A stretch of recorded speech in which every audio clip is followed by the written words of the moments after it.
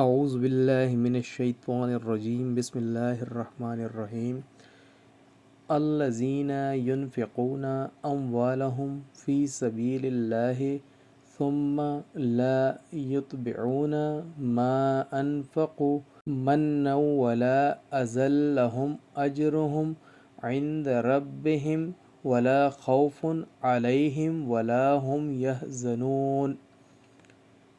جو لوگ اپنے مال اللہ کی راہ میں خرچ کرتے ہیں پھر اپنے اس انفاق کے پیچھے نہ احسان جتاتے ہیں اور نہ دل آزاری کرتے ہیں، ان کے لیے ان کے رب کے پاس ان کا اجر ہے، نہ تو ان کے لیے کوئی خوف ہوگا اور نہ وہ غمگین ہوں گے۔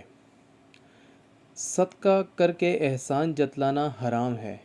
مسلمان کے دل کی خوشی کا باعث بننا کار ثواب ہے۔